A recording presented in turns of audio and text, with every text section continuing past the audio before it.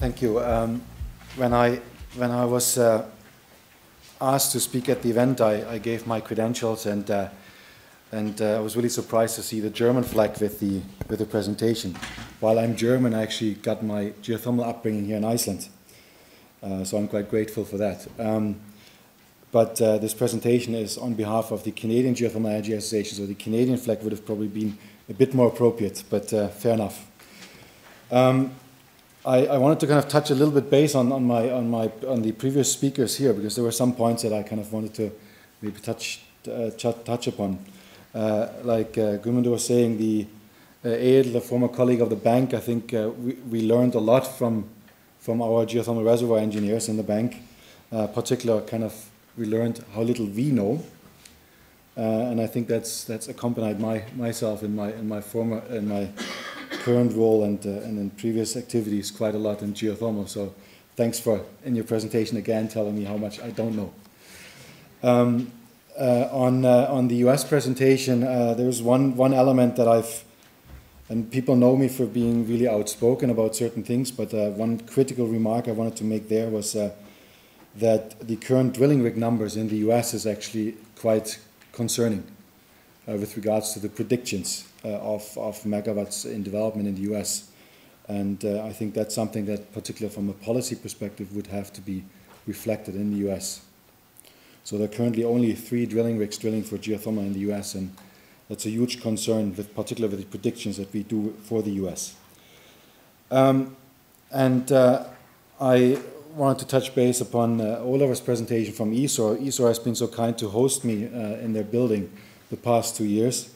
And I particularly like the notion of talking about better exploration data that is needed for the work in geothermal. And because it touches upon a little bit of what I'm trying to present with regards to the quality and standards of reporting that data.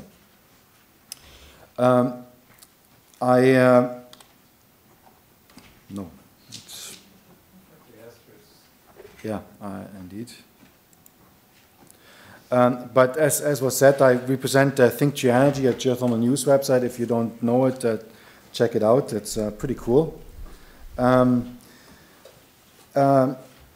It provides, for example, a map, a geothermal power plant map with details about all geothermal power plants in the world, including locations. And for most of those plants, actually, you can kind of go down all the way down to the cooling tower, which is quite interesting.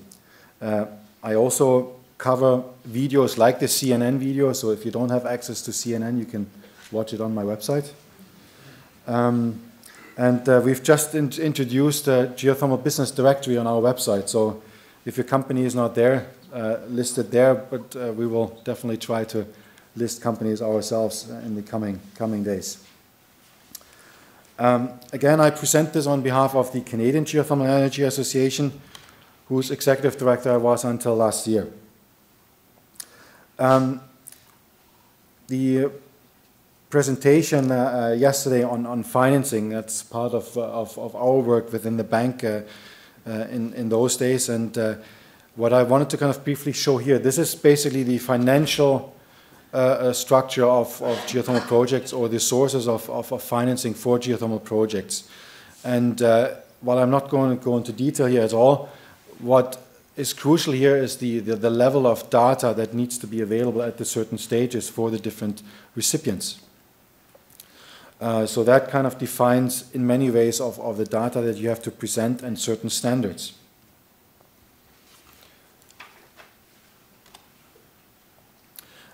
What standards and rules, guidelines, or codes basically do is that they help to kind of overcome a certain uncertainty with regards to data available. So flexibility in reporting basically creates uncertainty. And greater uncertainty about the data that you present a greater risk to investors. And that essentially kind of results in a less confidence in geothermal development by investors. And that is something that we all face very much so, because we all seeking for funding for projects.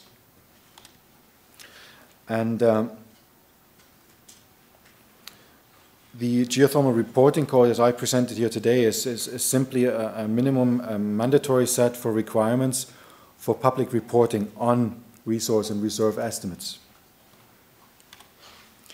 There are currently two codes in place, the Australian Geothermal Reporting Code and the Canadian Geothermal Code for Public Reporting. The Canadians and the Australians have very closely worked together on those codes. The Australian code was first, and the Canadian code, not to say it's a copy, but it is very close to the Australian code and has essentially the same terminology and definitions. The background of those codes and why these codes are in place are founded in the natural resources background of both the Australians and the Canadians. And to put this a little bit in perspective, the Toronto Stock Exchange and the Toronto Venture Exchange represent about 58% of the world's public mining companies. And 90% of all the global equity financing for the mining sector has been done on the Toronto Stock Exchange in 2011. So the reason I'm telling you is simply that the mining industry has used the public markets to raise funding for their projects. And while the geothermal sector is definitely quite different, it is also a natural resource sector, and that's why the stock exchanges have been a very interesting target by geothermal developers to raise funding. And the belief is that if there's an investor base that understands risk, risk of development of geothermal resources, then you can maybe use the same forum to raise money for geothermal projects. So that's why the Canadian and the Australian Stock Exchange, which are both very strong and represent, I think, nearly 90% of all mining companies that are listed. So what happened is that the mining industry has, the global mining industry has created a methodology that is consistent across all the main jurisdictions that are reflected in mining. And the manifestations for those have been applied by both the Canadian and the Australian institutions and associations. And most importantly, the codes that have been created for those sectors have been applied by the security commissions in those countries. So when you list in a public market like a stock exchange, you are bound by regulations by the security commissions. So that they impose standards for reporting of mining data. Petroleum data, exactly the same thing. So the security commissions police essentially the reporting of data for those industries. Importantly, the reason for the Australians and the Canadians working on those codes has been simply the reason is that we wanted to do those codes from within the industry instead of having someone from outside the industry impose rules and standards upon us where they don't have an understanding of geothermal. So that's why the Australians, and particularly in Canada, have been very active in creating those codes and have been doing this quite pushy. Because we're afraid that we might get imposed standards by the security commissions that are not favorable for geothermal. In the petroleum sector, the same thing here. The Society of Petroleum Engineers and the World Petroleum Congress have jointly proposed standards for booking petroleum reserves and have essentially created guidelines for the evaluation of those resources. And so essentially today there's both in the mining sector and in the petroleum sector, there are globally accepted standards that are in place, and that's how the public companies but also non-public companies report both reserves and resources. The geothermal codes provide a two-dimensional classification. They are based on the mineral and petroleum classification to provide a similar terminology. So number one, it's the reliability of the information defining the physical resource. And the second part is the commercial extractability of the resource. So a twofold element. And those distinctions that come from the mining and the petroleum sector have been applied to geothermal by the Australian and the Canadian reporting code. In the reporting code, the occurrences of geothermal energy is defined by resources that are considered to be sub-commercial and the reserves that are commercial definition of those reserves. And there's the three levels of increasing geological confidence. So you have an inferred resource, indicated or measured. So if you look at exploration results, it's something that Oliver touched upon, is the more you know, the more confident you have about your resource and the potential extraction of energy from your resource. So if you look at the geothermal resources, which is the non-commercial, sub-commercial element, we have this level inferred, indicated, and measured. And then you have the reserves, where you have which define the commercial element of your resource, and you have the probable reserves and the proven resources. And all of that basically implements the consideration of recovery, conversion, and the economics, etc. I hope that's somewhat readable. This is a checklist that was created by investment firm out of Toronto that has been heavily involved in the code and has been a big proponent of the code. And that basically goes through the checklist of geothermal development and on the financing and the data. So here, number 1 to 9 defines the sub-commercial element before you drill, and you've actually provided more data for a probable reserve.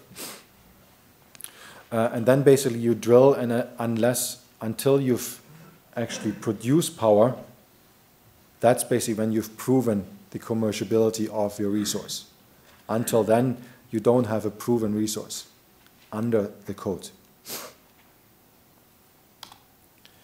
One of the crucial elements of the reporting code and the reporting under the code is the definition of a qualified person that can make statements under the code. So to be code compliant, the report must be created by a qualified person. That is defined somewhat different between the Canadian and the Australian code, but essentially they define a level of professional experience. And they define that you need to be registered with an association that has a governing code of ethics. And given that I have a legal background, I always compare this to the Bar Association for lawyers. So in order to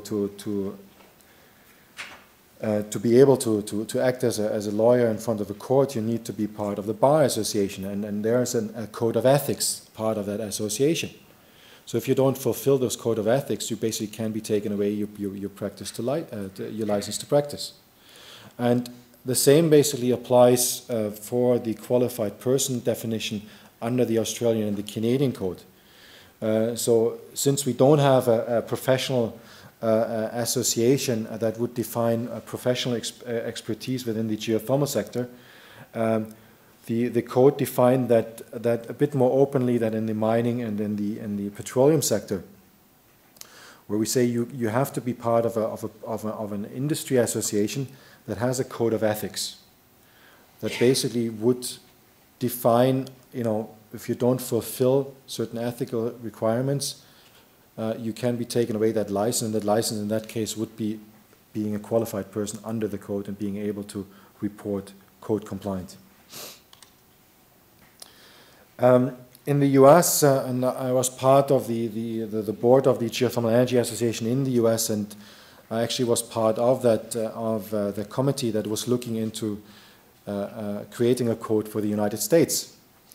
And in the United States, and that's sometimes for people that are not from the United States, sometimes hard to understand, there's a strong fear of legal liability. And that was the underlying theme of all the discussions that we had in the code committee of GEA at the time. And essentially the result was that the US was not ready to create a code but instead they've chosen the path of creating standard terms and definitions for reporting of geothermal data.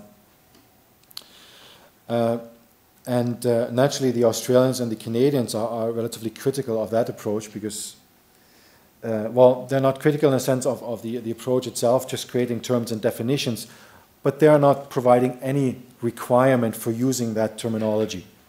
And that creates, essentially, in the global scheme, a greater uncertainty. The other issue is that the Canadians and the Australians have with the US terms and definitions is that they provide different terminology. And different terminology, not necessarily from the Australian and the Canadian code, but also from terminology being used by the petroleum and the mining sector.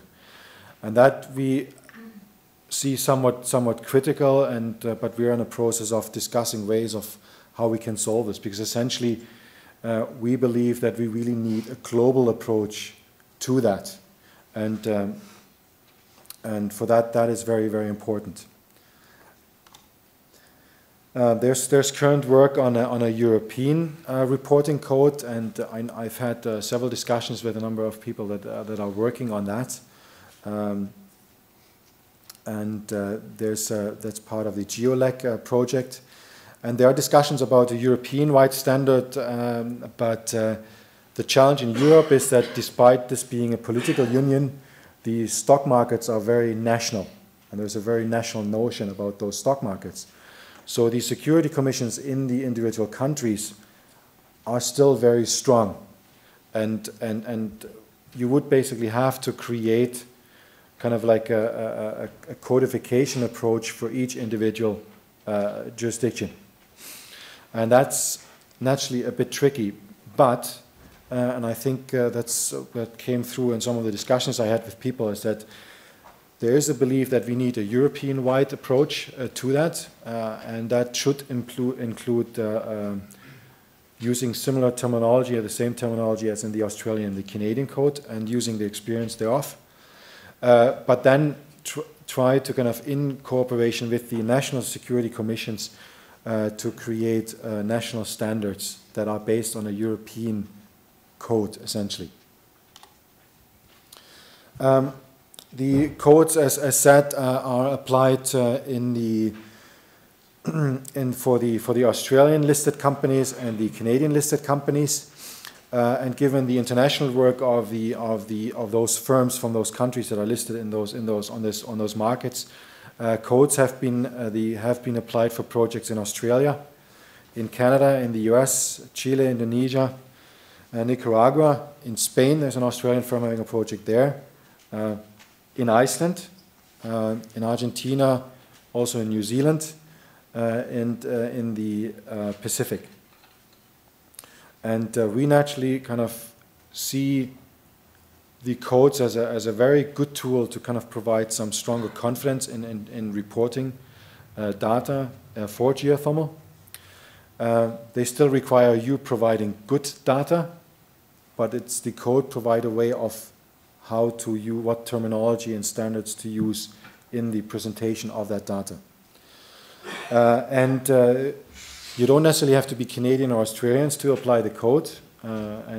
Essentially, we don't care if you apply the Australian or the Canadian code, but we believe the codes provide a great tool for creating greater investor confidence.